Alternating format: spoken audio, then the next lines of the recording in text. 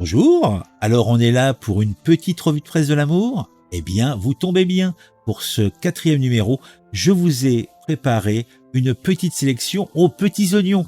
D'abord, on ira en Belgique, où on va suivre un candidat aux élections régionales qui ne parle aucune des langues officielles du pays. C'est gênant.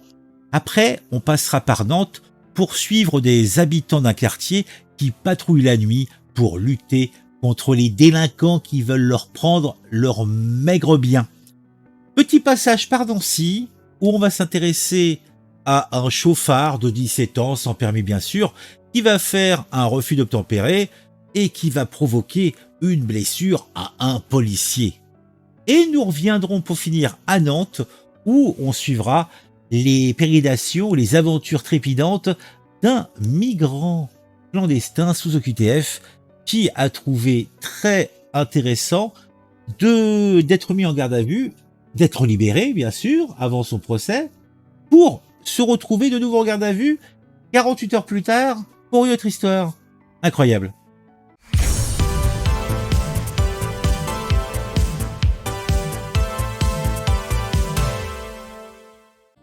Ah bah, ça, cette histoire, ça m'en coupe un coin. Voilà. Dans le royaume de la frite et de la bière, une élection régionale belge se déroule. Mais l'un des candidats est loin de maîtriser l'art de la langue de Molière ou de Vandel. Rana Arbab, puisque c'est son nom, est un belgo-pakistanais qui se lance dans la course pour devenir député malgré son incapacité totale à parler les langues officielles du pays. Donc, il parle pas français, il parle pas flamand, il parle pas allemand. Bon, il parle pakistanais. Alors, que les autres candidats rivalisent d'éloquence et de promesses électorales sur les réseaux sociaux, Rana Arbab préfère laisser parler les images et la musique. Ses vidéos de campagne sont un mélange de clips musicaux et de discours traduits par une intelligence artificielle. Un choix éditorial audacieux, mais qui soulève quand même quelques questions. Comment un candidat peut-il représenter ses électeurs s'il ne peut pas communiquer avec eux dans leur langue maternelle? Bah oui. Et quand sera-t-il s'il est élu et devra participer à des débats parlementaires? Nazir Mohamed, un conseiller communal socialiste à la ville de Bruxelles, est dans la même situation que Rana Arbab, mais il n'est pas en campagne pour ces régionales. Eh ben dis donc. Alors cette situation est insolite, mais ça met surtout en lumière la diversité culturelle et linguistique de la Belgique.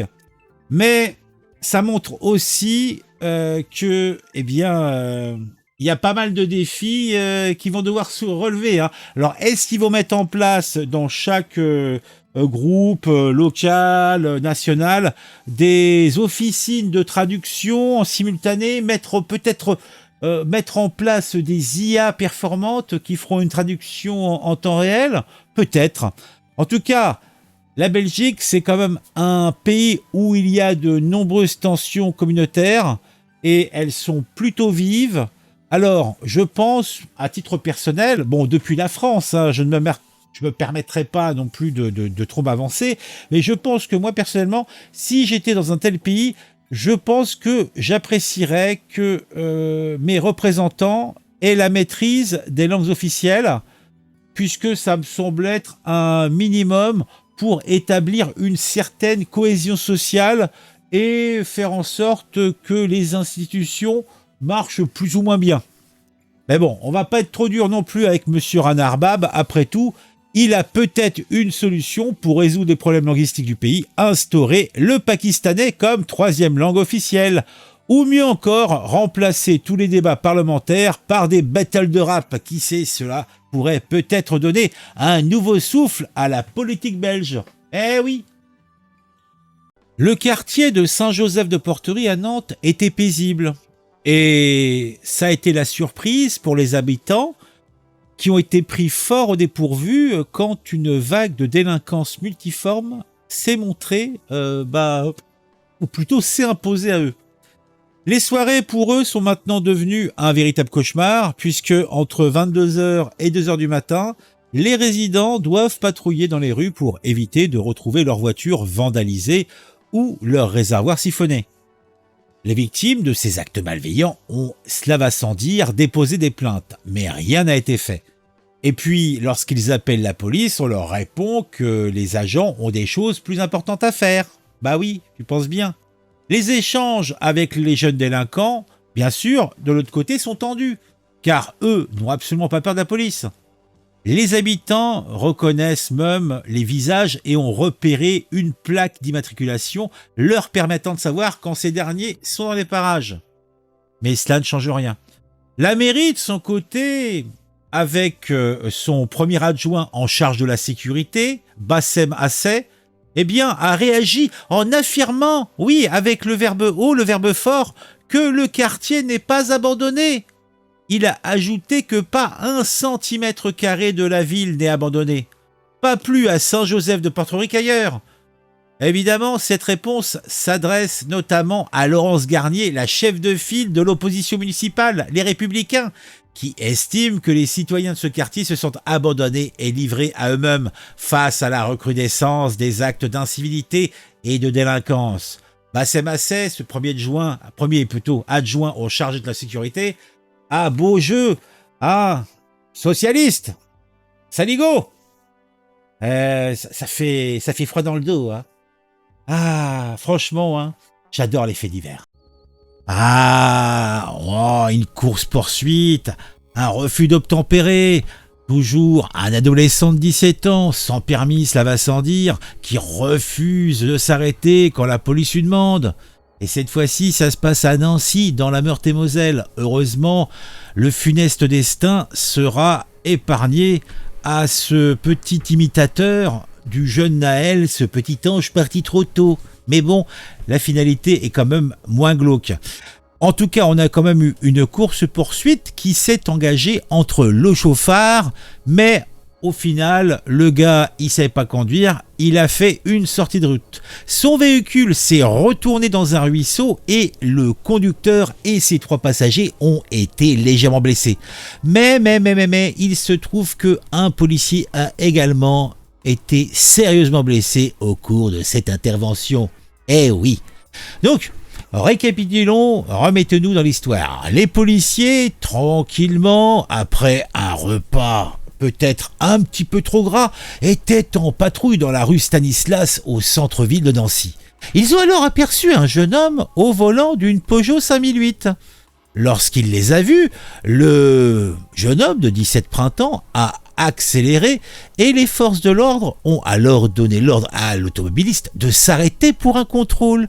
Mais le chauffard a refusé de s'arrêter. Et oui, il a donc pris la direction de Champignol, une commune voisine située dans le nord de Nancy. Plus loin, les policiers ont découvert que la Peugeot 5008 avait fait une sortie de route et avait chuté quelques mètres plus bas, et oui, dans les conduits d'évacuation du trop-plein de l'étang. Le mineur, au volant, avait tenté de prendre la fuite à pied, mais il a été rattrapé par les policiers. Oui, les policiers. Il se trouve que l'un des fonctionnaires s'est fracturé une cheville en tentant d'intercepter le suspect. Ce gardien de la paix a été manu militari conduit à l'hôpital par les secours, accompagné par le chauffard et ses 3 passagers qui, eux, étaient légèrement blessés. L'adolescent, qui bien sûr conduisait sans permis, a été placé en garde à vue, différé et devait être interrogé par les enquêteurs du commissariat de Nancy, ce qui a dû être fait. Le syndicat Unité de Meurthe-et-Moselle, syndicat de police bien sûr, a réagi sur cette affaire sur sa page Facebook en publiant un communiqué et 2 photos que vous voyez sur votre écran de la voiture renversée, en disant « Qu'en aurait-il été si l'étang avait fait refluer ses eaux gonflées par les fortes intempéries de ces derniers jours ?» À vous imaginer. Il est malheureusement probable que les 4 occupants du véhicule seraient restés coincés sous l'eau. Ah, ça fait peur. Le suspect, ou plutôt les suspects, ont pu être rapidement secourus grâce à la vigilance et au professionnalisme des effectifs intervenants qui ont réussi à localiser le véhicule accidenté totalement invisible depuis la route, poursuit le syndicat qui réclame une action urgente de la part des législateurs afin de dissuader de manière ferme ces criminels de la route. Oui, parce que c'est vrai que c'est quand même un petit peu dommageable que ces jeunes qui n'ont pas le permis de conduire, jouent les Fangio, font des refus d'obtempérer, avec des fatales conclusions souvent pour des gens qui se baladent dans la rue, des usagers de la route comme on dit, hein, une mamie qui traverse un passage piéton, un enfant qui rattrape son ballon, une mère de famille. En fait, il y a tellement de scénarios possibles, horribles. Bon, ceci dit, tout est bien, qui finit bien, donc cette fois au moins, pas de catastrophe. Mais il faudrait trouver des solutions. Pour conclure cette revue de presse de l'amour, on va retourner à Nantes et on va suivre les aventures trépidantes d'un migrant clandestin sous OQTF. Celui-ci, à peine sorti de garde à vue, pour être déféré devant le parquet, eh bien, s'est retrouvé dans les cellules du commissariat central de Nantes. Cet homme de 31 ans a été contrôlé en état d'ébriété à la station de tramway du quai de la Fosse dans la nuit du 21 au 22 mai 2024. Il a été bien sûr de ce fait placé en garde à vue pour détention de stupéfiants.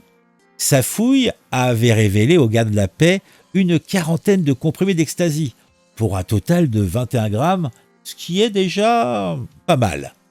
Il était aussi armé d'un couteau, ça va sans dire. L'homme s'est avéré à l'usage être un étranger en situation irrégulière faisant l'objet d'une obligation de quitter le territoire français. Vous savez, le fameux QTF. Mais c'est pas tout. Non. L'individu se trouvait déjà être en garde à vue l'avant-veille de son arrestation quai de la Fosse. Il venait d'être interpellé le week-end dernier pour un différend sur la voie publique doublé d'un contrôle positif à des substances illicites. Eh ben dis donc, le trentenaire avait alors été déféré devant le parquet à l'issue de sa garde à vue, puis remis en liberté. Alors, pince sans rire, on a un agent de police qui a déclaré « Nous n'avions pas eu le résultat du déferrement, mais au moins nous voilà fixés ». Donc, ça ne savait pas qu'il avait été libéré. Ça va vite, mais c'est malheureusement monnaie courante, même si là, on tient peut-être un record. Parce que c'est vrai que les policiers arrêtent des gens, les défèrent auprès de la justice et ils ne savent pas la suite obligatoirement qui est donnée. Bon, ils se doutent bien qu'il va être libéré, le gars. Par contre, le fait de revoir dans leurs locaux le gars qui, 48 heures plus tôt, était déjà là, ça surprend toujours. En tout cas, n'oublions pas que cette affaire nous rappelle une autre affaire où on avait un UQTF. D'ailleurs, j'avais fait une vidéo sur le sujet, puisqu'on avait un gars qui, en novembre 2023, avait été sorti de prison plutôt, et qui s'était retrouvé dès avril 2024, là, devant le tribunal correctionnel de Nantes, pour un wall avec violence. Il s'en était pris à une travailleuse sociale quadragénaire qu'il avait précédemment hébergée chez elle. Il avait déjà été condamné à 4 reprises, et l'individu se trouvait sous contrôle judiciaire au moment des faits. Donc vous voyez, c'est quand même assez courant. Alors, moi je suis amené à penser quand même que notre système judiciaire, juridique, de justice est quand même assez laxiste. Mais bon, c'est ce qu'on aime dans ces faits divers, hein, parce que moi je pense que tout ça c'est de l'amour. De l'amour de l'État français envers ces individus, hein, qui sont pas par contre très très gentils. Bon, en tout cas, mettez un j'aime, mettez un commentaire, dites-moi ce que vous en pensez. On se retrouve très vite pour une nouvelle vidéo sur un sujet qui m'aura intéressé et qui, je l'espère, vous intéressera aussi. Ah, mon Dieu, quelle aventure!